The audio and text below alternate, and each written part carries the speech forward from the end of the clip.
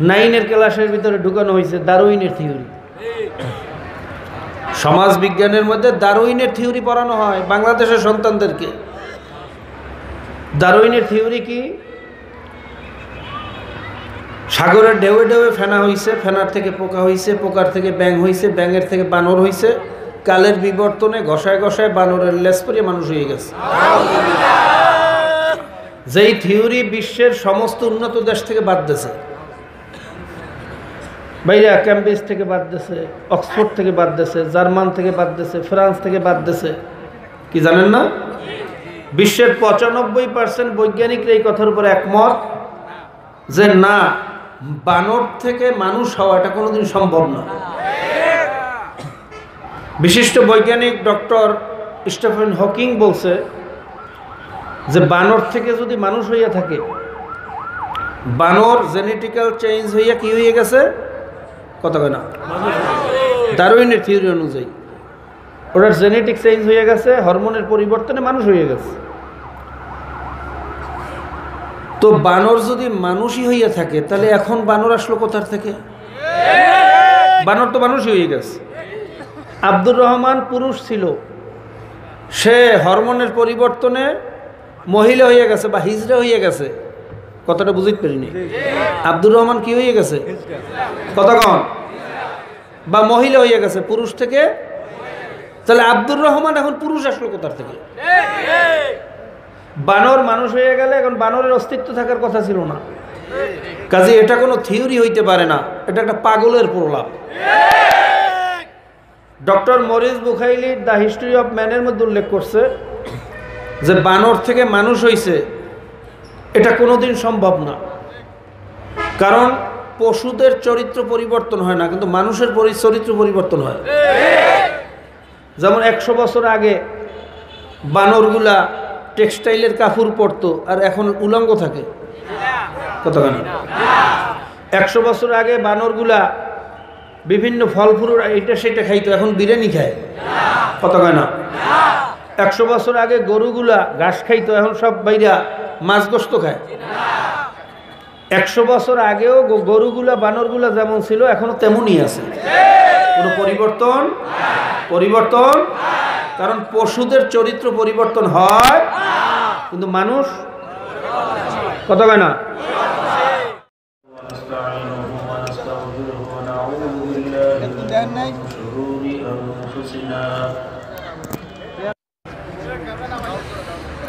ومن سيئات أعمالنا من يهده الله فلا مضل له ومن يضلله فلا هادي له ونشهد أن لا إله إلا الله وحده لا شريك له ونشهد أن محمدا عبده ورسوله أما بعد فأعوذ بالله من الشيطان الرجيم بسم الله الرحمن الرحيم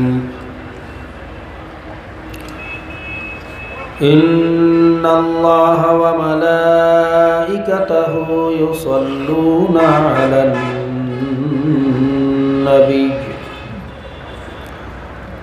يا أيها الذين آمنوا صلوا عليه وسلموا تسليما اللهم صل على سيدنا ونبينا وشفيعنا وحبيبنا ومولانا محمد صلى الله عليه وعلى آله وأصحابه وبارك وسلم একবার দুরূদ শরীফ পড়লে 10টা রহমত নাজিল হয়, 10টা গুনাহ মাফ হয়। এই যে আমরা সবাই মহব্বতের সাথে দুরূদ শরীফ পড়ি। আল্লাহুম্মা সাল্লি আলা সাইয়্যিদিনা ওয়া নাবিয়িনা وشفيعنا وحبيبنا ومولانا محمد صلى الله عليه وعلى آله وأصحابه وبارك وسلم. اللهم صل على سيدنا ونبينا وشفيعنا وحبيبنا ومولانا محمد صلى الله عليه وعلى آله وأصحابه وبارك وسلم. محمد حامد حمد خدا بس. محمد حامد حمد خدا بس. خدا مدى محمد مصطفى بس. زما حضوری برآمد جان عالم. ترحم یا نبی اللہ ترحم. آخر رحمة للعالمين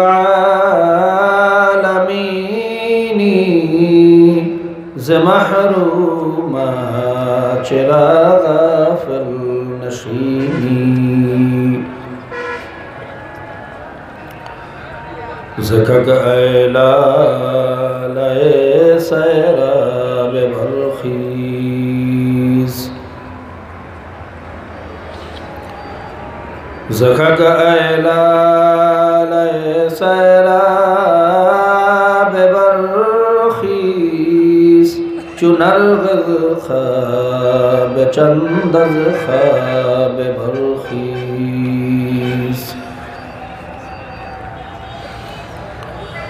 برو آور سرز برد یمانی که روے تست صبح زندگانی. أعوذ بالله من الشيطان الرجيم. بسم الله الرحمن الرحيم. والذي بعث في الأمين رسولا منهم يتلو عليهم آياته ويزكيهم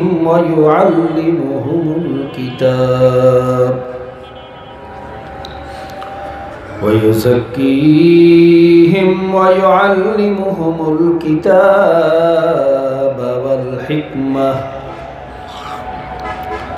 وإن كانوا من قبل لفي ضلال مبين. صدق الله المولانا العظيم وصدق رسوله النبي الكريم. ونحن على ذلك لمن الشاهدين والشاكرين. ربنا تقبل منا ربنا تقبل منا إنك أنت السميع العليم. وتب علينا يا مولانا إنك أنت التواب الرحيم.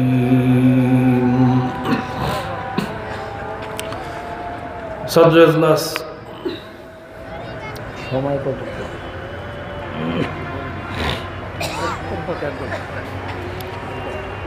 মুহতারাম মুআজ্জাজ ওয়াজিবুল ইহতিরাম হযরত উলামায়ে কেরাম মুরব্বিয়ানে নিজাম আল্লাহ পাকের বান্দা জনাবে মুহাম্মদুর রাসূলুল্লাহ সাল্লাল্লাহু আলাইহি ওয়াসাল্লামের উম্মতগণ, পর্দার আড়ালে দূর দূরান্তে অবস্থানরত আল্লাহ পাকের বান্দিরা, আমার মা ও বোনেরা, আল্লাহ জাল্লা শানুহু আম্মা নওয়ালুহুর দরবারে লাখো কোটি শুকরিয়া যে মহান আল্লাহ পাক রব্বুল আলামিন এই প্রতিকূল অবস্থার মধ্যে দুনিয়ার সমস্ত জরুরি কাজ ফেলে শীতকে উপেক্ষা করে একমাত্র আল্লাহ পাকের রাজি খুশির উদ্দেশ্যে কোরআন এবং হাদিসের মজলিসে ওলামায়ে কেরামদের সাথে জাকিরিন শাকিরিনদের সাথে বেগুনা তালবে ইলমদের সাথে আসার মতো এবং বসার মতো তৌফিক দান করেছেন। এই জন্য সবাই শুকরিয়া দান একবার বলি আলহামদুলিল্লাহ।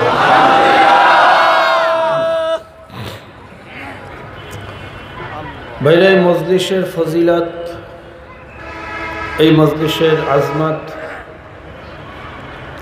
এটা বুঝাইয়া বলার যোগ্যতা আমার নাই। আল্লাহ রসুল সাল্লাল্লাহু আলাইহি ওয়াসাল্লাম বলেন, যখন আল্লাহ পাকের বান্দা বান্দিরা মাওলার জিকিরের উদ্দেশ্যে একত্রিত হয়, আল্লাহ পাক রব্বুল আলামিন এটি একটা উত্তম মজলিস অর্থাৎ ফেরেশতাদের মজলিস নিয়ে বসিয়া যান।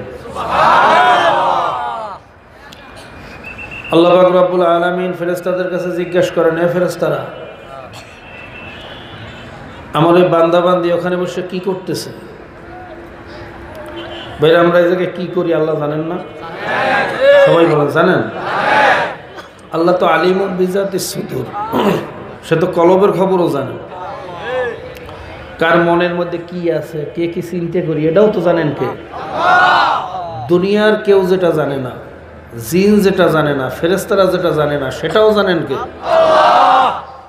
তো আল্লাহ তো সবই জানেন, সে আবার ফেরেশতাদের কাছে কেন জিজ্ঞেস করেন? কি প্রশ্ন আছে না নাই? মুফাসসিরিন কিরাম বলেন, দুইটা উদ্দেশ্য হয়তো আল্লাহ পাক জিজ্ঞেস করতে পারেন। এক নম্বর কারণ হলো আল্লাহ পাক রব্বুল আলামিন ফেরেশতাদেরকে সাক্ষী রাখতেছেন, আমরা এই জায়গায় কি করতেছি এটা সাক্ষী রাখতেছেন কাদেরকে? দুই নম্বর কারণ হতে পারে যে যেই জিনিসকে বেশি ভালোবাসে সেই জিনিসের আলোচনা শুনতে তার কাছে বেশি ভালো লাগে।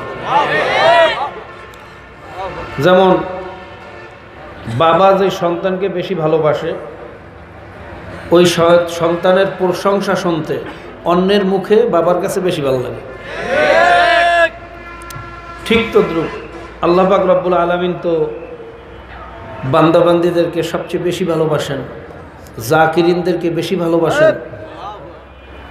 যখন ফেরেশতারা বলবে আল্লাহ, তারা তো তোমার শুকরিয়া আদায় করতেছে, তোমার জিকির করতেছে, তোমার স্মরণ করতেছে, এই প্রশংসা শোনার পরে কেমন যেন আল্লাহ পাকের কুদরতি পরানটাও ঠান্ডা হয়ে যায়। হয়তো আল্লাহ পাক রব্বুল আলামিন এই উদ্দেশ্য ফেরেশতাদের কাছে জিজ্ঞাসা করতে পারেন। সবাই বলুন সুবহানাল্লাহ। যখন ফেরেশতারা বলে আল্লাহ, তারা তো তোমার জিকির করে, প্রশংসা করে, তোমার তাসবিহ আদায় করতেছে, তোমার আলোচনা করতেছে, ফেরেশতারা বলে আল্লাহ পাক ফেরেশতাদেরকে বলেন, ওরা কি আমাকে দেখছে? কেন তা তো দেখে না। জান্নাত জাহান্নাম দেখছে? কেন আল্লাহ তাও তো দেখে না। তখন আল্লাহ পাক রব্বুল আলামিন খুশি হইয়া বলেন, এই ফেরেশতারা তোরা সাক্ষী থাক,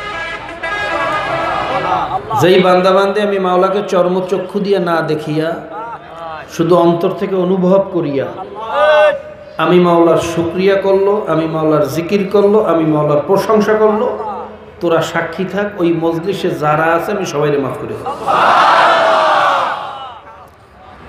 আরেক দল ফেরেশতা বলে আল্লাহ, সবাইরে মাফ করলা, ও জায়গায় তো অনেক ভেজালিয়া লোকও আছে। তো তা আবার কেমন? ওখানে অনেকে আসছে তামাশা দেখতে, কেউ আসছে ভুল ধরতে, কেউ আসছে লাইট নিয়া, কেউ আসছে মাইক নিয়া, কেউ আসছে ক্যামেরা নিয়া, কেউ আসছে বাদাম নিয়া। উদ্দেশ্য তো সবাই ঠিক নেই, তুমি সবাইকে কেমনে মাফ করো? তখন আল্লাহ পাক রব্বুল আলামিন আবার বলেন, তোরা সাক্ষী থাক, ওই মজলিসের ভিতরে আমার এক প্রিয় বান্দা আছে, পর্দার আড়ালে এক প্রিয় বান্দি আছে। ওই বান্দার সাথে বান্দারা, বান্দির সাথে বান্দিরা একত্রিত হইয়া এক মজলিসে জড়িয়ে মিশিয়ে বসার কারণে তার উসিলায় আমি সবাইকে মাফ করে দেব। কি মজলিসের দাম আছে না নাই? সোহবাতের দাম আছে না নাই? এই জন্য আল্লাহ পাক বলছেন কুনু মা'আস সাদিকিন, তোমরা সাদিকিন বান্দাদের সঙ্গী হয়ে যাও। সৎসঙ্গে স্বর্গবাস, অসৎসঙ্গে সর্বনাশ। চোরের সঙ্গে থাকলে চোর হয়, কি হয়? ডাকাইতের সঙ্গে থাকলে কি হয়? গাঁজাখোরের সঙ্গে থাকলে কি হয়? ঠিক তদ্রুপ আল্লাহ ওয়ালাদের সোহবাতে থাকলে একটা গাঁজাখোরও আল্লাহর ওলিতে পরিণত হয়ে যায়। আল্লাহ পাক রব্বুল আলামিন এই মজলিস থেকে আমাদেরকে ফায়দা হাসিল করার তৌফিক দান করুন। তবে এর ফজিলত তো অনেক, ফায়দা তো অনেক, কিন্তু ফজিলত কার জন্য? যার ঈমান আছে তার জন্য। যার ঈমান নাই তার জন্য কোনো। আবু জাহেল তো আল্লাহ রসুলের সহচর্যে তার সোহবাত পাইছে, আবু তলেব আল্লাহ রসুলের মজলিসে তার সোহবাত পাইছে, ওতবা সাহেবা আল্লাহ রসুলের সোহবাত পাইছে, কিন্তু সাহাবি হইতে পারে না, কামিয়াব হইতে পারে না। কি কথা ঠিক না? কারণ তাদের ঈমান ঠিক ছিল না। কি ঠিক ছিল না? মুখস্থ করেন, কি ঠিক ছিল না? ঈমান যদি ঠিক না থাকে সোহবাতের কোনো মূল্য নাই। অনেকে বলে আমি অমুক পীরের মুরিদ, আমি অমুক মাদ্রাসার ছাত্র, আমার সাথে অমুক কুতুবের নেসবাত, আমি দেওবন্দি, আমি অমুক দরবারের খাদেম। মনে রাখবেন, দেওবন্দে পড়লেই শুধু দেওবন্দি হওয়া যায় না, চরমনাইতে গেলেই চরমনের মুরিদ হওয়া যায় না। কি কথা ঠিক না? আল্লাহর রসুলের দরবারে বসার পরেও যেমন সাহাবি হওয়া যায় না, ঠিক তদ্রুপ দেওবন্দে পড়লেই দেওবন্দি হওয়া যায় না। দেওবন্দের আদর্শের সাথে মিল থাকতে হবে। আকাবেরদের আদর্শের সাথে যদি মিল থাকে তাহলে আমি দেওবন্দি দাবি করতে পারবো। চরমনাইয়ের আদর্শের সাথে, চরমনাইয়ের যারা আমাদের শায়েখরা আছেন তাদের নিয়ম অনুযায়ী, তাদের আদর্শ অনুযায়ী যদি আমি আপনি চলি তাহলেই একমাত্র চরমনাইয়ের মুরিদ দাবি করতে পারবো। ঠিক তদ্রুপ আল্লাহর রসুলের দরবারে গেছি, তার সোহবাতে বসছি, যদি আল্লাহর রসুলের ভাইরা আদর্শ অনুযায়ী যদি আমি না চলি, কিয়ামত পর্যন্ত আল্লাহর রসুলের সহচর্য থাকতে পারবো ঠিকই, কিন্তু সাহাবি হইতে পারবো না। আল্লাহ পাক রব্বুল আলামিন আমাদেরকে বোঝার তৌফিক দান করুন। তবে ঈমান হলো সবচেয়ে বড় দামি জিনিস, কথা ঠিক না? কিন্তু আফসোস এবং পরিতাপের বিষয় হলো বর্তমান জমানায় আমরা অজুর ফজিলত জানি, অজু ভঙ্গের কারণও জানি, নামাজের ফজিলত জানি, নামাজ ভঙ্গের কারণও জানি, কিন্তু ঈমানের ফজিলত জানি না, ঈমান ভঙ্গের কারণও জানি না। কথা ঠিক না? যদি ঈমান কি জিনিস এটা বুঝতাম তাহলে 92% মুসলমানের দেশে কুফরি আদর্শ থাকতে পারতো না। 92% মুসলমান, অথচ আইন চলে কুফরি আইন, জেনার আইন, মদের আইন, সুদের আইন, বেপরদার আইন। কি কথা ঠিক না? আফসোস এবং পরিতাপের বিষয়, আজকে দেখেন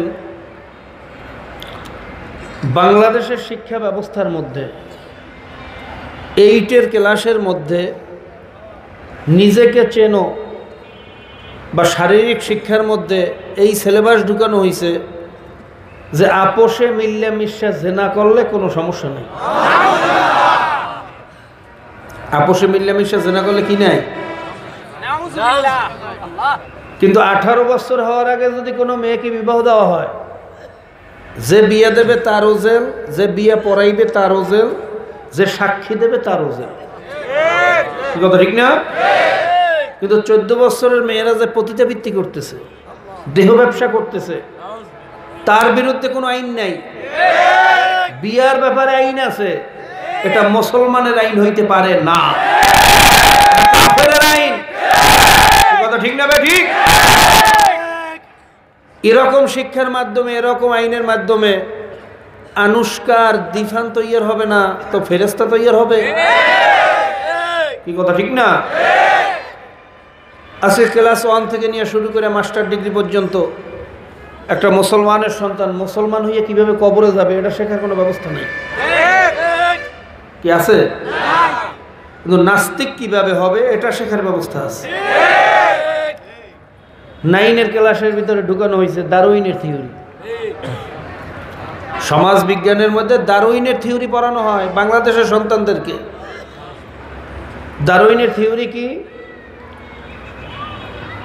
সাগরের ঢেউয়ে ঢেউয়ে ফেনা হয়েছে, ফেনার থেকে পোকা হয়েছে, পোকার থেকে ব্যাঙ হয়েছে, ব্যাঙের থেকে বানর হয়েছে, কালের বিবর্তনে ঘষায় ঘষায় বানরের লেজ পরিয়ে মানুষ হয়ে গেছে।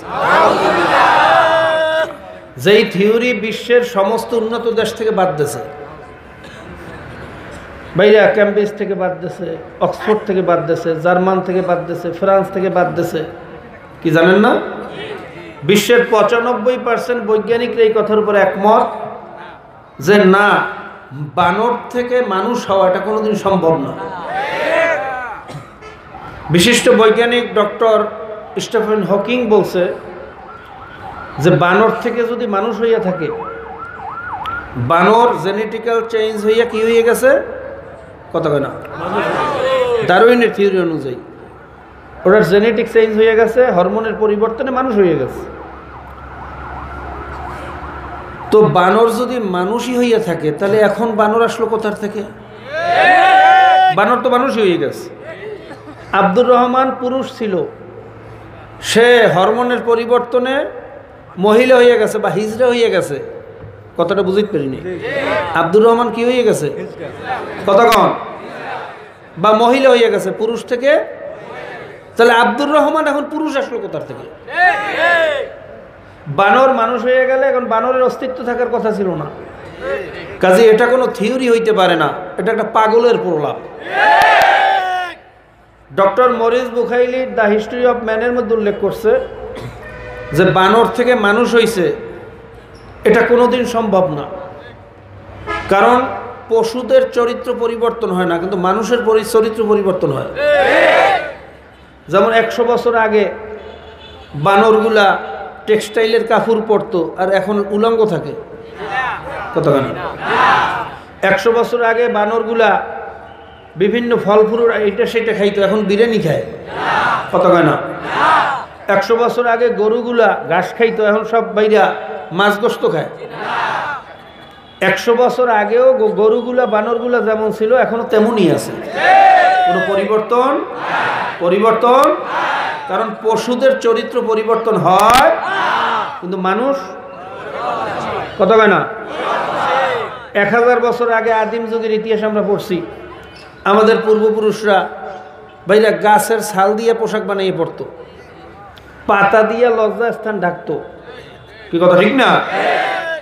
আগুন ছিল না, গোস্ত খাইতো কাঁচা, মাছ খাইতো কাঁচা। এখনকার যারা আমাদের আছে, আমরা যারা আছি, আমরা কি গাছের ছাল পরি না টেক্সটাইলের কাপড় পরি? কতক্ষণ? আমরা কি এখন গোস্ত মাছ কাঁচা খাই না পাক করিয়ে খাই? মশলা দিয়ে খাই না মশলা ছাড়া খাই? তাহলে মানুষ পরিবর্তন হয়, পশু পরিবর্তন হয়? জোরে বলেন হয়? একটা বাইরা বাঘ না খাইয়ে মরলেও ঘাস খাইবে না, একটা গরু না খাইয়ে মরলেও গোস্ত খাইবে না। তার মানে পশুদের কি হয় না? ডক্টর মরিস বুখাইলি বলতেছে যে বানর থেকে যদি মানুষ হইতো, মানুষের চরিত্র যে পরিবর্তন হয় এটা পশুদের হয় না। কাজে বানর থেকে মানুষ হওয়া কোনোদিন সম্ভব না। এই থিওরি যে দেশে সেটাও পাগল, যে এটা বিশ্বাস করে সেটাও পাগল, যে এইটা পড়ায় সেটাও পাগল, যেটা বাংলাদেশের সিলেবাসে ঢুকেছে এটা ডবল পাগল। কথা ঠিক না? ঠিক। বানর থেকে মানুষ হয়েছে, এই শিক্ষা দেয় মুসলমানদের দেশে। আল্লাহ পাক রব্বুল আলামিন এই নাস্তিক শিক্ষা ব্যবস্থা থেকে আমাদেরকে হেফাজত করুন। ভাইরা, মুসলমানি শিক্ষার তো ব্যবস্থা নাই, কিন্তু নাস্তিক বানানোর ব্যবস্থা আছে। এই 92% মুসলমানের দেশে এইটার বিরুদ্ধে আমাদের চেষ্টা করা লাগবে না? লাগবে না? জোরে কন। এটা পরিবর্তন করার চেষ্টা করা লাগবে না? কেমনে করবেন? বেশি বেশি তাহাজ্জুদ পড়িয়া? কথা কন। বেশি বেশি বোখারি খতম দিয়া, পাগড়ি ৭ জায়গায় ১৪ বানাইয়া, হ্যাঁ? আল্লাহ রসুল সাল্লাল্লাহু আলাইহি সাল্লাম বলছেন, শত্রু যখন যেই পদ্ধতিতে আসবে মোকাবেলা ওই পদ্ধতিতে করতে হইবে। ওরা আসছে কুফুরি সিলেবাস নিয়ে মুসলমানদেরকে নাস্তিক বানানোর জন্য, মুসলমানদেরকে নামতে হইবে ইমানের সিলেবাস নিয়ে মুসলমানের সন্তানদেরকে মুসলমান বানানোর জন্য। ঠিক না ভাই? ঠিক। এই জন্য আমাদের শায়খ মুর্শিদ হযরত পীর সাহেব হুজুর চরমনাই নওয়ারাল্লাহু মারকাদাহু ৬৮,০০০ গ্রামে ৬৮,০০০ কোরআনী মার্কাজ কায়েম করার জন্য বাংলাদেশ কোরআন শিক্ষা বোর্ড গঠন করছে। সবাই বলুন আলহামদুলিল্লাহ। শুনলে খুশি হইবেন, প্রায় ১৭ থেকে ১৮,০০০ মাদ্রাসা বাংলাদেশ হয়ে গেছে। ৬.৫ থেকে ৭,০০০ মাদ্রাসা এই বোর্ডের নিয়ন্ত্রণে চলতেছে। বোর্ডের মাধ্যমে পরীক্ষা হয়, বোর্ডের নিয়ন্ত্রণে অডিট হয়। এই মাদ্রাসাও তার একটা ফসল। জোরে কোন আলহামদুলিল্লাহ।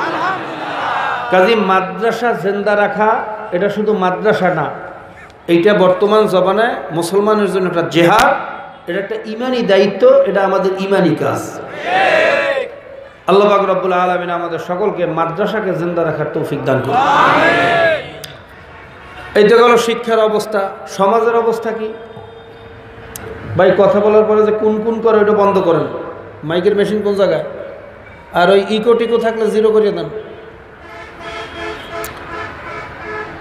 আমরা ব্যক্তিগত জীবনে কিছুটা সুন্নাতের আমল করি, সুন্নাতকে জিন্দা করার চেষ্টা করি, সুন্নাতের পাবন্দ দাবি করি, কিন্তু সামাজিক জীবনে ইসলাম আছে?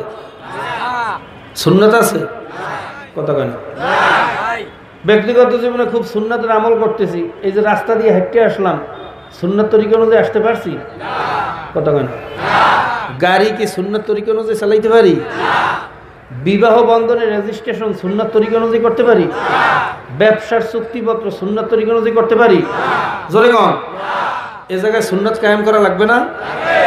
বিচার ব্যবস্থায় সুন্নাত আছে? কতক্ষণ? কেসাসের আয়াত বা শরীয়তের বিধান অনুযায়ী মুসলমানের দেশের বিচার হয়? এ জায়গায় কি সুন্নাত কায়েম করা লাগবে না? কতক্ষণ? কেমনে করবেন? বেশি বেশি তাহাজ্জুদ করিয়া, হ্যাঁ, জঙ্গলে যাই ইবাদত করিয়া, কতক্ষণ না কা?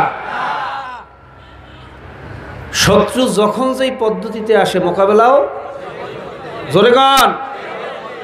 এটার মোকাবেলা খালি তাহাজ্জুদ পড়লে হবে না, ২৪ ঘন্টা পাগড়ি বেঁধে থাকলে হবে না, সারা জীবন দোয়া করলে হবে না, পাহাড়ে গিয়ে ইবাদত, জঙ্গলে গিয়ে ইবাদত করলে হবে না। এটার মোকাবেলা করতে হবে ওরা যেভাবে কুফুরি আদর্শ বাস্তবায়ন করে, কুফুরি আইন পাশ করে, আমাদেরকেও মুসলমানদেরকে এরকম ইমানের আইন, ইসলামের আইন পাশ করতে হবে। কি কথা ঠিক না?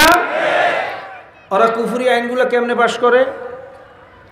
এই মুসলমান সন্তানদের সমর্থন নিয়া, ধোকা দিয়া বোকা বানাইয়া, ধোকা দিয়া, জোরে কন, কেউ টাকার বিনিময়ে গরু ছাগলের মতো কিনিয়া, কত কেন ভাইরা? আমাদের একটা আশ্চর্য লাগে, আমরা দেখছি বাজারে গরু ছাগল বিক্রি হয় টাকার বিনিময়ে। কিসের বিনিময়? জোরে কম। তাও একটা গরুর দাম মোটামুটি হইলো কমপক্ষে ৫০,০০০, ১ লাখ, ১.৫ লাখ, ২ লাখ, ৫ লাখ, ৬ লাখ, কথা ঠিক না? কিন্তু আমাদের দেশে দেখবেন ৫ টাকার চায়ের বিনিময়ে কল্লা বিক্রি হয়ে যায়। ইলেকশনের সময় ১০০০ টাকার নোটের বিনিময়ে মাথা বিক্রি করিয়ে দেয়। গরু ছাগল বিক্রি হয় টাকার বিনিময়ে, মানুষ টাকার বিনিময়ে বিক্রি হইতে পারে না। ৫০০ টাকা, ১০০০ টাকা যেগুলো কল্লা বিক্রি করে ওগুলো মানুষ না, ওগুলো গরু ছাগলের চোখ খারাপ। কথা ঠিক না? ঠিক। এই টাকার বিনিময় বিভিন্ন ধোকায় পড়িয়া মুসলমানের সন্তানরা সমর্থন দিয়া এমন এক কুফরি ব্যবস্থা আমাদের দেশে কায়েম করছে যে রন্ধ্রে রন্ধ্রে ইসলাম বিদ্বেষী কার্যক্রম, মুসলমানের সন্তান আজকে দিন দিন ধ্বংসের দিকে যাইতেছে। কি কথা ঠিক না? এটার মোকাবেলা করা লাগবে না? লাগবে না? কেমনে করবেন? ওরা ভোটের মাধ্যমে আমাদের সমর্থন নিয়ে কুফরি আইন পাশ করে, এটার মোকাবেলা করতে বাইরে তাহাজ্জুদ পড়লে হবে? না আমাদেরকে ভোটের মাধ্যমে এটার মোকাবেলার চেষ্টা করতে হইবে? না ক্ষমতা কুরার লইয়ে করবেন? ক্ষমতা কুরার লইয়ে করা যাইবে? জোরে কন। সেটা কি জেহাদ হইবে না ফাসাদ হইবে? জোরে কন। এই জায়গায় আবার অনেকে বলে, আপনারা বিরক্ত হন না তো? অনেকে মনে করে হুজুরে কি আলোচনা শুরু করলে, একটু কেসা কাহিনী কইবে, ফজিলতের বয়ান করবে, এই আমল করো ওই সোয়াব, ওই আমল করো ওই সোয়াব, এই আমল করতে পারলে সবাই বিনা হিসাবে জান্নাতে চলিয়ে যাবা, 14 গোষ্ঠী সব জান্নাতে যাইবে। এত সোয়াব রাখবেন কই? ইমানের দি তলা ফুটোইয়ে রয়েছে। হ্যাঁ, খালি ফজিলতের বয়ান করেন আর ফজিলতের বয়ান শোনেন, ইমান ঠিক আছে কিনা পরীক্ষা করিয়ে দেখছেন? 92% মুসলমানের দেশে কুফরি আদর্শ বাস্তবায়ন হইতেছে, আর এরা মুসলমানরা সমর্থন দিতেছে। কুফরি আদর্শ বাস্তবায়নের পক্ষে কেউ সহযোগিতা করলে, সমর্থন করলে তার ইমান থাকে? হ্যাঁ, যতবার মুফতি হোক আর মুহাদ্দিস হোক, 50 বছর বুখারী পড়াও, 50 বছর বুখারী পড়াইলে কি মোমেন হওয়া যায় নাকি? আল আজহার বিশ্ববিদ্যালয়ে তো অনেক ইহুদি ওস্তাদ আছে, শাইখুল হাদিস, বুখারী পড়ায়, হাদিসের কিতাব পড়ে, ওদিকে ইহুদি। এটা আশ্চর্য কোনো কথা না, পরীক্ষা করিয়ে দেখেন, প্রমাণ পাইবেন। কি কথা ঠিক না? ক্যালকাটা আলিয়া মাদ্রাসায় 32 জন প্রিন্সিপাল ছিল, সব খ্রিস্টান। এটা মাদ্রাসার প্রিন্সিপাল। আল্লাহ পাক আমাদের সকলকে বোঝার তৌফিক দান করুন। অনেকে বলে হুজুর এই ভোটের পদ্ধতি এটা তো গণতান্ত্রিক ডেমোক্রেসি পদ্ধতি, কুফরি পদ্ধতি। আগে নাউজুবিল্লাহ ভাইরা, ভোট হলো নেতা নির্বাচনের একটা প্রক্রিয়া, নেতা নির্বাচনের একটা পদ্ধতি। আমাদের অনেক সময় মাদ্রাসার কমিটি গঠন হয়, সভাপতি সেক্রেটারি বানাই, সেটাও তো ভোটের মাধ্যমে হয়, সেটা কুফরি হয় না? কথা হয় না? কিছুদিন আগে যে বেফাকের কমিটি গঠন হইল, সভাপতি নির্ধারণ হইল, সেটা কিসের মাধ্যমে হয়েছে? তো সেটা কুফরি হয় না? ও এই জায়গায় ফতুয়া নাই, ফতুয়া হইলে এই জায়গায়। হ্যাঁ, যখন একটু স্বার্থ ছুটিয়ে যায়, তলসা ছুটিয়ে যায়, তখনই আপনাকে মুখ দিয়ে ফতুয়া বাইর হয়। কি কথা কন না খা? পদ্ধতি নেতা নির্বাচনের এক এক যুগে এক এক রকমের ছিল, এক একভাবে হইছে। কি কথা ঠিক না? আল্লাহ রাসূল সাল্লাল্লাহু আলাইহি সাল্লাম নেতা নির্বাচন হয়েছেন এক পদ্ধতিতে, আবু বকর সিদ্দিক রাদিয়াল্লাহু তাআলা হয়েছেন আবার অন্য পদ্ধতিতে। কি কথা ঠিক না? এইভাবে যুগে যুগে বিভিন্ন পদ্ধতিতে নেতা নির্বাচন হয়। এই ভোট তো একটা নেতা নির্বাচনের পদ্ধতি। পদ্ধতি কুফরি পদ্ধতি হইতে পারে, যেমন খন্দকের যুদ্ধ। কিসের যুদ্ধ? জোরে কম। খন্দকের যুদ্ধ, এই যে প্রক্রিয়া বা এই পদ্ধতি, এটা কি মুসলমানদের পদ্ধতি ছিল? সালমান ফারসি রাদিয়াল্লাহু তাআলা আনহু আল্লাহ রাসূল সাল্লাল্লাহু আলাইহি সাল্লামকে পরামর্শ দিয়েছেন, ইয়া রাসূলুল্লাহ, ইয়া হাবিবাল্লাহ, আমাদের দেশে, কার দেশে? সালমান ফারসি রাদিয়াল্লাহু তাআলা আনহুর দেশ ছিল পারস্য। পারস্য কোনো মুসলমানদের দেশ ছিল না, সেটা মাজুসিদের দেশ, অগ্নি পূজক, মূর্তি পূজকদের দেশ ছিল। আমাদের দেশে এই খন্দক নামক পদ্ধতিতে শত্রুর মোকাবেলা করা হয়। তাহলে খন্দক নামক পদ্ধতিটা এটা মুসলমানদের পদ্ধতি না, এটা হলো কাফেরদের পদ্ধতি। কি কথা ঠিক না? সেই পদ্ধতিতে আল্লাহ রাসূল সাল্লাল্লাহু আলাইহি সাল্লাম কাফের মুশরিকদের মোকাবেলা করেন না? কথা কয় না?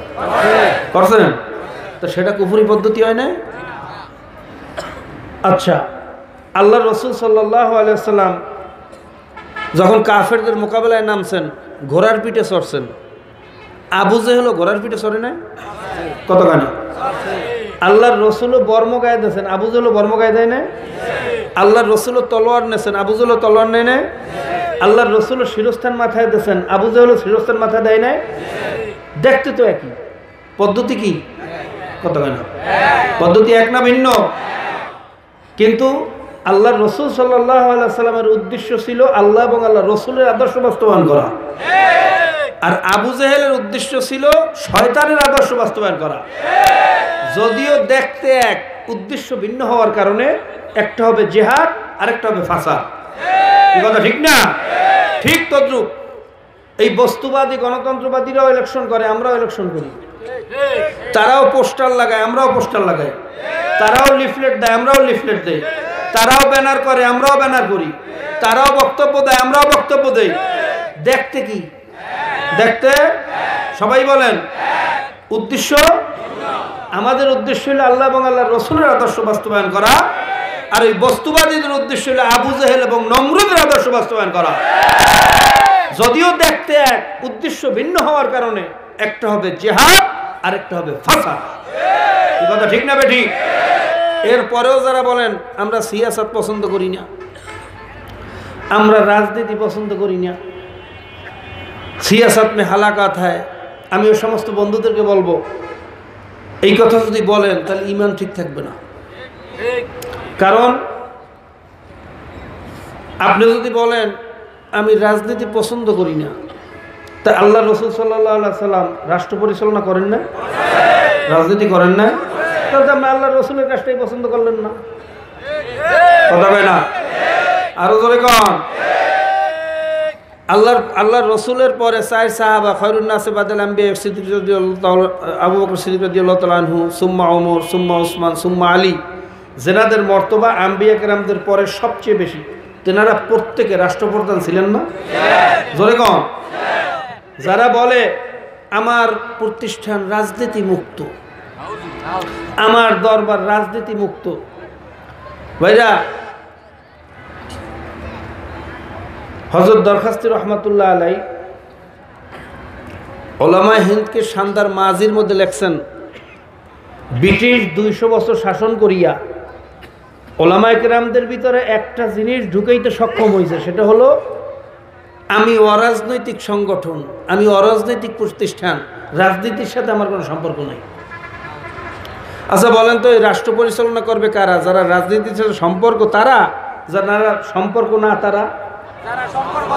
কতক্ষণ?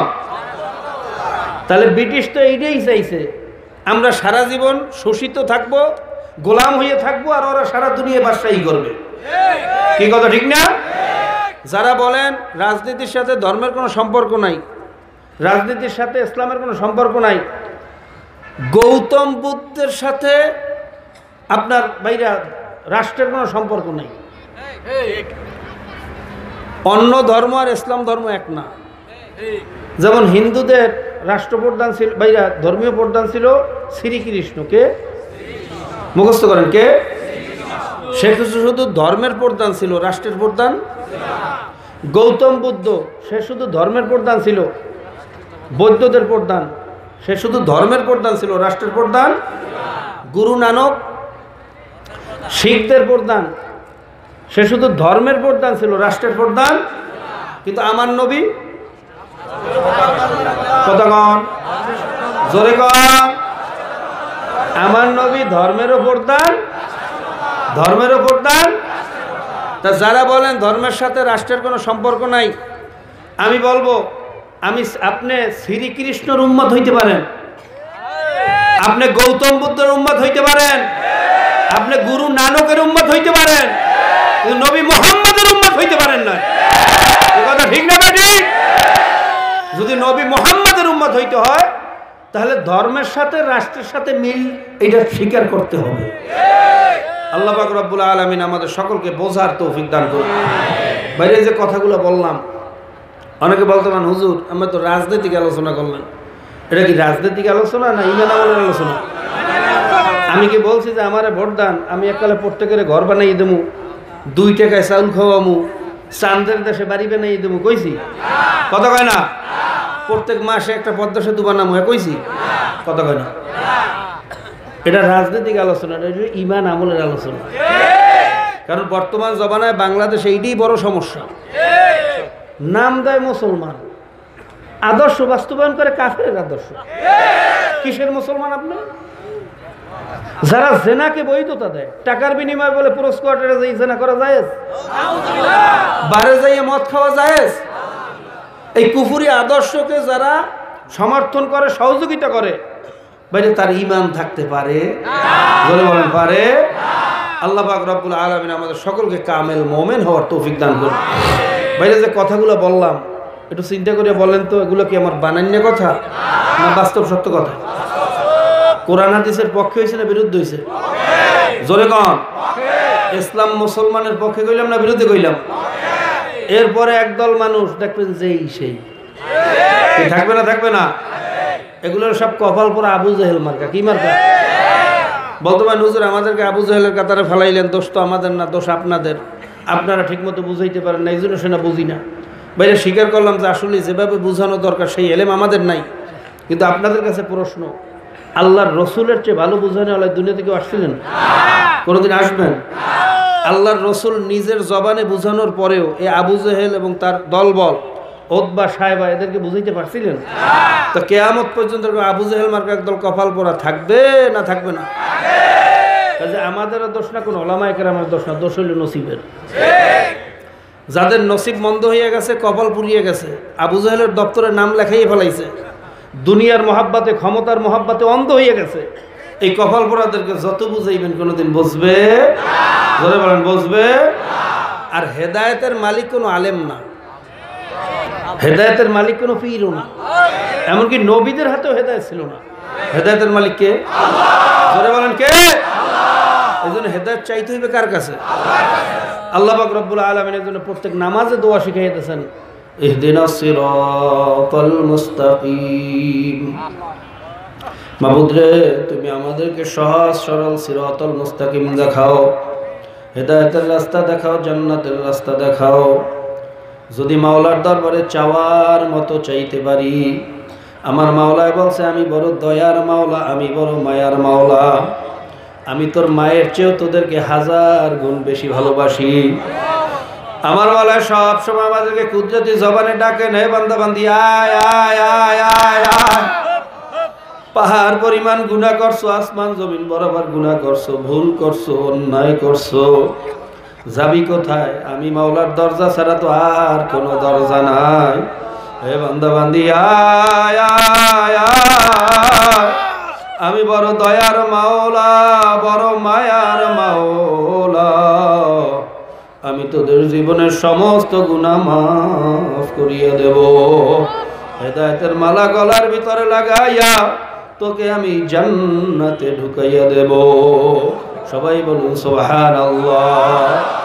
কাজী ভাইরা, ভুল করছি, অন্যায় করছি, বুঝি নাই না বুঝিয়া করছি, দুনিয়ার মহাব্বাতে পড়িয়ে করছি, ক্ষমতার মহাব্বাতে করছি। ভাই, এই মুহূর্তে তওবা করিয়া ফেলান। তওবার দরজা মৌয়াতের আগ পর্যন্ত খোলা। খোদা না খাস্তা যদি মালাকুল মৌয়াত হাজির হইয়া যায়, তওবা করারও কিন্তু আর সুযোগ থাকবে না। দুই সময় কিন্তু তওবাও কবুল হবে না। একটা হলো সাখরাতুল মৌয়াতের সময়, যখন আজরাইল উপস্থিত হইয়া যাইবে, সারা জীবন মাওলার দুশমনি করবা, আর আজরাইলকে দেখার পরে তওবা করবা। ওরে বাটপার, তোমার মতো বাটপারকে মাওলায় তওবা করার সুযোগ দেবে না। আরেকটা যখন পশ্চিম দিক থেকে সূর্য উঠিয়া যাইবে, বাইরা 2 থেকে 2.5 দিন সময়, কিয়ামতের যখন আখিরি দাঙ্কা বাজিয়া যাইবে, আর তওবার দরজা খোলা থাকবে না, মাওলার রহমতের দরজা টাস করিয়া বন্ধ হইয়া যাইবে। কাজে এই 2 সময় আসার আগেই তওবা করা লাগবে। জানি না কার কখন মৌয়াতের সময় হইয়া যায়। এই মজলিস থেকে বাড়ি যাইতে পারবো কিনা জানা নাই। এই রাত্রটা আপনার আমার উপর থেকে যায় না না যায়, এই কথা বলার ক্ষমতাও দুনিয়ার কোনো মানুষের নাই। এইরকম মজলিস আবার পাবো, আবার তওবা করব, সেটা কিন্তু অনেক দূরের কথা। কাজী বাবা, আজকে এই মজলিসে আখিরি মোনাজাতে খাস করে তওবা করেন। ভাইরা, প্রত্যেকটা মুহূর্ত তওবা করতে থাকেন, মাওলার কাছে দোয়া করতে থাকেন। বা যদি তওবার মতো তওবা করতে পারি, ভাইরা, দাহিয়া কলবির মতো এত বড় খারাপ মানুষ, তাকেও যদি আমার মাওলায় মাফ করতে পারেন, আল্লাহ।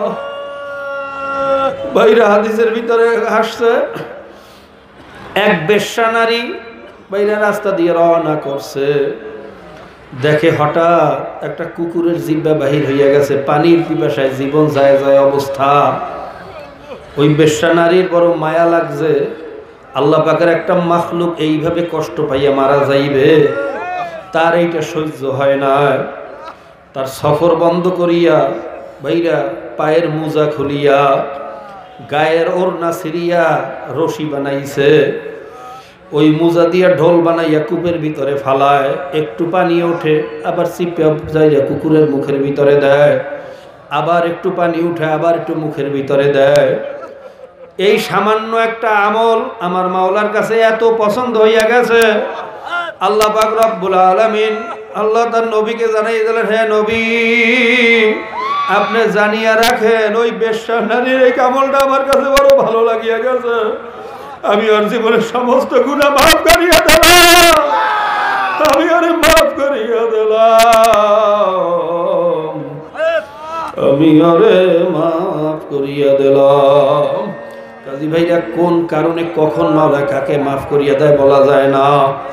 এই মজলিসে এরকম অনেক কারণ আছে, এখানে অনেক আল্লাহর ওলিরা আছে, অনেক হক্কানি ওলামায়ে কেরাম আছে, অনেক বেগুনা তালবে আলিম আছে যাদের পায়ের নিচে ফেরেশতারা নূরের পর বিছাইতে থাকে, এমন সাদা দাড়িওয়ালা আছে যাদের কান্নায় মাওলার আরশ গরম হইয়া যায়, মাওলা লজ্জা পায়, জানি না কার উসিলা মাওলা কারে মাফ করিয়া দেয়। কাজী বাবা বড় বরকতি মজলিসে আসছেন, মাওলার দরবারে খাস করিয়া তওবা করেন, আমার মাওলা যেন মাফ করিয়া দেয়। ভাইরা দাহিয়া কলবি কত বড় খারাপ। একবার আল্লাহর রাসূলের দরবারে যাইয়া বলতেছেন, ও আল্লাহর নবী আমাকে কি মাওলা মাফ করবেন নাকি? আল্লাহর রাসূল সাল্লাল্লাহু আলাইহি সাল্লাম বলেন, ভাই তুমি যত বড়ই গুনাহগার হও আমার মাওলা ওয়াদা করছে তওবার মতো তওবা করতে পারলে আমি মাফ করিয়া দেব। দাহিয়া কলবি বলে, হুজুর আপনি তো জানেন না আমি কত বড় খারাপ, আমি ৯৯টা মেয়েকে দুনিয়ার থেকে বিদায় করিয়া দিছি। জোরে কর নাউজুবিল্লাহ। হুজুর একটা ঘটনা মনে পড়লে আমার কলিজাটা ছিঁড়িয়া যায়, আমি সহ্য করতে পারি না। আমার বিবি যখন গর্ভবতী, তাকে গর্ভ অবস্থায় রাখি আমি সফরে রওনা করছি। কয়েক মাস পরে সফর থেকে আসার আগেই আমার বিবির অজে হামল হইয়া গেছে, বাচ্চা ভূমিষ্ঠ হইয়া গেছে। বাড়িতে আসার পরে জিজ্ঞাসা করি, বিবি তোমার উদরের বাচ্চা কোথায়? আল্লাহ। দাহিয়া কলবি বলে, হুজুর তখন আমার বিবি আমাকে বলল তোমার বাচ্চা মারা গেছে, তাকে দাফন করিয়া ফেলাইছি। আমি তখন বুঝতে পারলাম না, কয়েক বছর পরে একটা সুন্দর চেহারার একটা মেয়ে, এমন সুন্দর তার চেহারা, তার দিকে তাকাইলে মায়া লাগবে না এমন মানুষ দুনিয়াতে হইতে পারে না। এই সুন্দর মেয়েটা দেখার পর আমি আশ্চর্য হইয়া গেলাম, এই মেয়েটা কার? এর আগে তো এই মেয়েটাকে আমি এই মহল্লায় পাড়ায় কখনো দেখি নাই। যখন আমার বিবিকে জিজ্ঞাসা করলাম, আমার বিবি হঠাৎ পাও দুটো জড়াইয়া ধরছে, আমার পাও ধরিয়া কান্দে আর বলে, স্বামী আমি সেদিন তোমার ভয়ে মিথ্যা কথা বলছিলাম। স্বামী এই মেয়ে আর কারণ মেয়ে না, এই মেয়ে তোমার ইউরের জাত মেয়ে। স্বামী তোমার পায়ে ধরি এই মেয়েটাকে তুমি কিছু বলিও না, তোমার পায়ে ধরি ওরে কিছু বলিও না। দাহিয়া কলবি বলে, হুজুর আমি কত বড় খারাপ, তখন কোনো কথা বললাম না। একদিন ঠিকই পাহাড়ের কিনারে একটা গর্ত করিয়া বিবিকে এসে বললাম, বিবি মেয়েটাকে একটু সাজাইয়া পরাইয়া দাও, ওরে নিয়ে ওর নানা বাড়িতে বেড়াইতে যাব। আল্লাহ, আমার বিবি বুঝতে পারলো না, মেয়েটাকে সাজাইয়া পরাইয়া দিল। আমি ওকে নিয়ে নানা বাড়ির কথা বলিয়া পাহাড়ের দিকে যখন রওনা করছি, আমার মেয়ে তো একটু বড় হয়েছে, সে তার নানা বাড়ির রাস্তা চেনে। আমাকে বলে, আব্বা আমাকে কোথায় নিয়ে যাইতেছেন, এটা তো আমার নানা বাড়ির রাস্তা না। আমি তখন মেয়েটাকে একটা ধাবার দিলাম, মেয়ে তুই কয়টা রাস্তা চেনো? অনেক রাস্তা দিয়ে তোর নানা বাড়ি যাওয়া যায়, বেশি কথা না বলিয়া আমার সাথে চলতে থাক। হুজুর আমার ধাবার খাওয়ার পরে মেয়েটা চুপ হয়ে গেছে, ভয় আর কোনো কথা বলে না। আমার সাথে আস্তে আস্তে আস্তে আস্তে সেই পাহাড়ের কিনারায় গর্তের কাছে যখন গেল, ওই গর্তের দিকে তাকানোর সাথে সাথে আমার মেয়ে ঘটনা বুঝিয়া ফেলাইছে। একবার গর্তের দিকে তাকায়, আবার আমার চেহারার দিকে তাকায়, হঠাৎ আমার পাও দুইটা জড়াইয়া ধরছে। আব্বা আপনি পায়ে ধরছি, আমার আপনি মারিয়েন না। আব্বা আমি এই গ্রাম ছাড়িয়ে অন্য গ্রামে চলিয়া যাব, আর কোনোদিন আপনার চোখের সামনে আসবো না, আপনাকে বাবা বললে পরিচয় দেব না। আব্বা আপনার পায়ে ধরি, আমারে মারিয়েন না। দাহিয়া কলবি বলে, হুজুর এত কান্না কানলো, কিন্তু আমার পাথরিয়া দিলটা এক ফোঁটাও নরম হইল না। ওই অবস্থায় মেয়েটারে জোর করিয়া টানতে টানতে হাসরাইতে হাসরাইতে ওই গর্তের ভিতরে নিয়ে ধূপ করিয়া ধাক্কা মারিয়া ফালাইয়া চিরজীবনের তরে পাথর চাপা দিয়া বাড়িতে চলিয়া আসলাম।